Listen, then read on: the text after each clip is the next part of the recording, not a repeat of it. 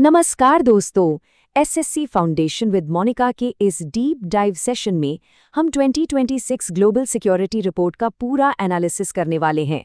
Global stability, दुनिया के मौजूदा हालात और सबसे ज़रूरी इन सिचुएशंस में भारत का स्ट्रेटेजिक रिस्पॉन्स क्या रहा है, ये सब हम आज डिकोड करेंगे।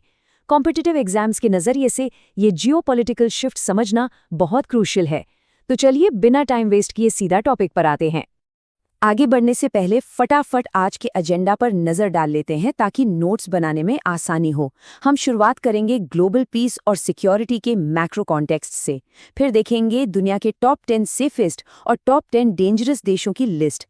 इसके बाद यमन पर लगे इंडियन ट्रैवल बैन के लीगल फ्रेमवर्क को समझेंगे और आखिर में बात करेंगे MEA यानी विदेश मंत्रालय के कुछ मेजर इवैक्यूएशन ऑपरेशंस की। तो शुरू करते हैं हमारा पहला सेक्शन ग्लोबल पीस और सिक्योरिटी और दुनिया के मैक्रो कॉन्टेक्स्ट को समझते हैं। यहाँ एक बहुत ही दिलचस्प कॉन्सेप्ट सामने आता है, पीस इनइक्वालिटी यानी शांति असमानता। इमेजिन कीजिए आज की दुनिया साफ तौर पर दो हिस्सों में बंट चुकी है। एक तरफ हैं ग्रीन जोन वाले देश जिनकी इंस्टीट्यूशनल कैपेसिटी बहुत स्ट्रांग है, ये पूरी तरह स्टेबल और सुरक्षित हैं।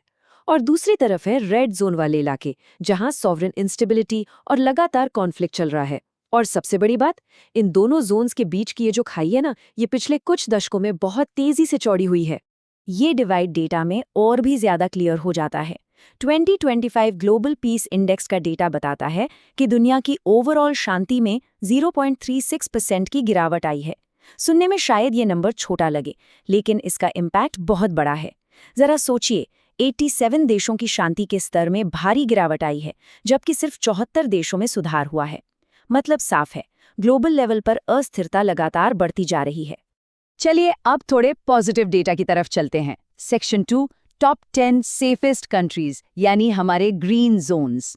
दुनिया के टॉप 10 सबसे सुरक्षित देशों की इस लिस्ट में एक ट्रेंड बिल्कुल साफ है। आइसलैंड लगातार नंबर 1 पर बना हुआ है। अब ऐसा क्यों?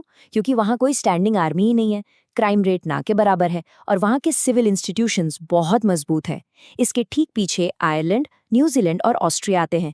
ये देश असल में इस बात का परफेक्ट एग्जाम्पल है कि एक स्ट्रॉन्ग सोशल सिक्योरिटी और ट्रांसपेरेंट गवर्नेंस कैसा होना चाहिए।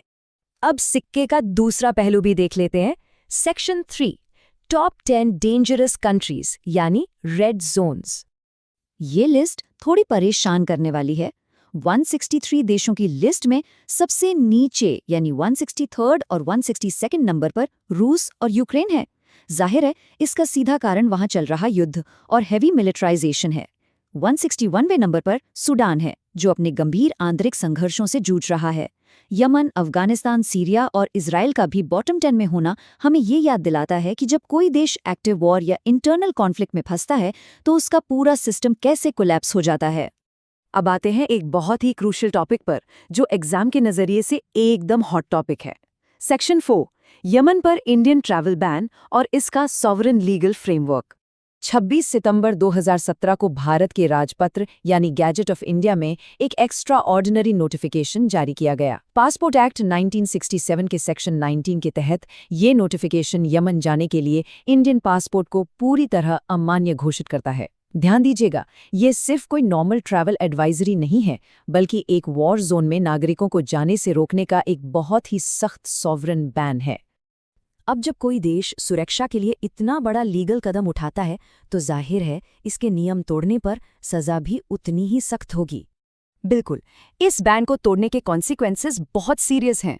तुरंत पासपोर्ट कैंसिल या जब्त हो सकता है और सबसे बड़ा एक्शन, नए पासपोर्ट के लिए 7 साल का सीधा बैन। यही नहीं, अगर कोई रिक्रूटिंग एजेंसी लोगों को यमन भेजती है तो उन पर क्रिमिनल केस चलता है और विदेशी जहाज़ों पर भी सख्त एक्शन लिया जाता है।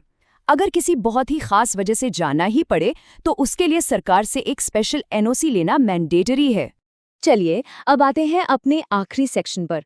Section 5, major MEA evacuation operations. देखते हैं कि जब ग्लोबल सिक्योरिटी फेल होती है तो इंडिया कैसे रिस्पॉन्ड करता है।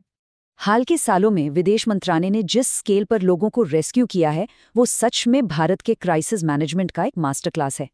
यूक्रेन के एक्टिव वॉर जोन से 18,282 लोगों को निकालने के लिए ऑपरेशन गंगा चलाया गया। सूडान क्राइसिस के दौरान ऑपरेशन कावेरी से 4,097 जानें बचाई गईं।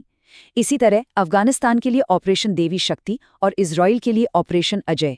एग्जाम के लिए ये नाम और देश का मैच द फॉलोइंग बहुत ही ज़्यादा इंपॉर्टेंट है, तो इसे ज़रूर याद रखिएगा। अब ज़रा इस नंबर को देखिए, 1.594 करोड़। ये कोई छोटा मोटा आंकड़ा नहीं है। ये उन लोगों की कुल संख्या है जिन्हें ग्लोबल पैंडेमिक के दौरान वंदे भारत मिशन के तहत सुरक्षित निकाला गया था। ये मैसिव नंबर इस बात का सबसे बड़ा सबूत है कि भारत का क्राइसिस मैनेजमेंट और इवैक्यूएशन सिस्टम आज दुनिया के सबसे बड़े और इफेक्टिव सिस्टम्स में से एक है। तो इस पूरे एनालिसिस के बाद फ्यूचर स्ट्रैटेजिस्ट के लिए एक बहुत ही ज़रूरी सवाल है। जैसे जैसे दुनिया में ये पीस इनइक्वालिटी बढ़ रही है, इस दशक के अंत तक भारत की नेशनल सिक्योरिटी और इवैक्यूएशन स्ट्रैटेजी को किस तरह इवॉल्व होना चाहिए। जियोपॉलिटिक्स बहुत तेज़ी से बदल रही है और हमें इन चैलेंजेस के लिए तैयार रहना होगा। आज के इस डीप डाइव सेशन में बस इतना ही। सीखते रहिए और नोट्स रिवाइज करते रहिए।